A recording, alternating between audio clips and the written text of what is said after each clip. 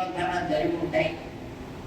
ఎందుకంటే ప్రకృతిలో ఉండేటటువంటి ప్రభావాన్ని బట్టి స్వామి వెంచేసి ఉండేటటువంటి స్థానాలలో ఎప్పుడైనా చిన్న చిన్న సేవలు అవసరమైతే దాన్ని జీర్ణోద్ధరణ చేసి మళ్ళీ సరైనటువంటి క్రమాన్ని అక్కడ జరిగేటట్టు చేయడం అనేటటువంటి ఒక పద్ధతి.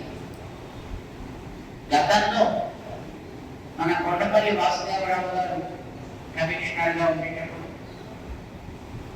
మన పెద్ద జిఎస్ స్వామి వారు, వానమామలే జిఎస్ స్వామి వారు, కంచి స్వామివారు కూడా ఇక్కడికి ఇచ్చేసి స్వామివారి యొక్క బయట ఈవేళ మనం కళ్యాణాన్ని జరుపుకునేటటువంటి మండపాన్ని, అలాగే ఇక్కడ స్వామి యొక్క సన్నిధానం పైన ఉండేటటువంటి విమానాన్ని, లోపల స్వామి యొక్క ఆరాధనలు జరిగేటటువంటి మూల స్థానాన్ని కూడా పునరుద్ధరణ చేసి జీర్ణోద్ధరణ జరిపారు అని వింటున్నాం.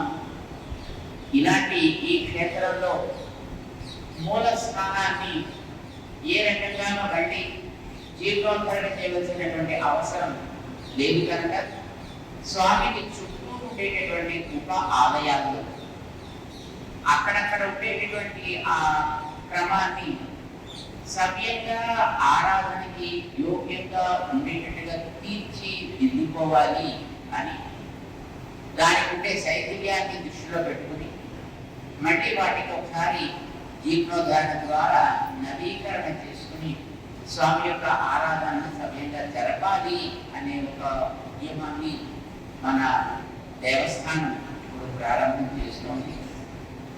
ప్రభుత్వం ఈ స్వామికి జరిగేటటువంటి సేవని సవ్యంగా బాగా జరపాలి అనే ఉద్దేశంతో దానికి కొంత ధనాన్ని కూడా వాళ్ళు కేటాయించి రేపు రాబోయేటటువంటి పుష్కరాలలో ఈ జీర్ణోద్ధరణ కార్యక్రమం జరిగి స్వామి యొక్క ఉప ఆలయాల్లో పునఃప్రతిష్టాపన జరిగి నిత్యారాధనని యథావిధిగా స్వీకరించగలిగేటట్లుగా ఇది జరగాలి అనే ఒక ఉత్తమమైనటువంటి కార్యక్రమానికి ఈవేళ శిలాన్యాసం జరుగుతోంది. స్వామి సన్నిధిలో ఇప్పుడే మన స్వాములు మూల సన్నిధానంలో ఉత్సవ మూర్తుల దగ్గర జరగబోయేటటువంటి కార్యక్రమాన్ని విన్నవించారు. అదే దీనికి ఒక సమగ్ర స్వరూపాన్ని అందరూ దర్శించుకోగలిగేటట్టుగా ఏర్పాటు చేసినటువంటి మన రామదాసు గారి యొక్క సన్నిధి దగ్గర కూడా దీన్ని విన్నవించి ఈ జీర్ణోద్ధరణ కార్యక్రమాన్ని ఈవేళ ఆరంభింప చేస్తున్నారు. ఇలాంటి కార్యక్రమాన్ని చేసుకునే ఒక అదృష్టాన్ని పొందినటువంటి ఈవో గారి దామోదర్ దంపతులకి మేము అనేక మంగళాశాసనాలు చేస్తున్నాం.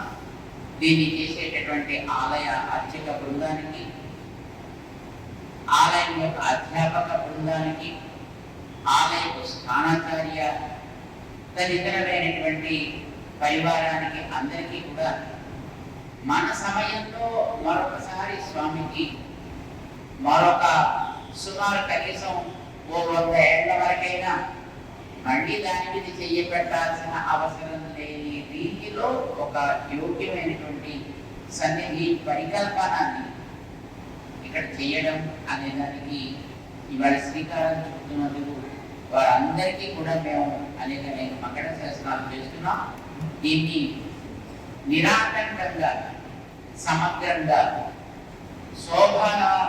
శోభాయమానంగా దీన్ని జరిపించుకోవాలి అని స్వామి శ్రీరామచంద్రుడి యొక్క శ్రీచరణ సన్నిధానంలో మేము ప్రార్థన చేస్తున్నాం.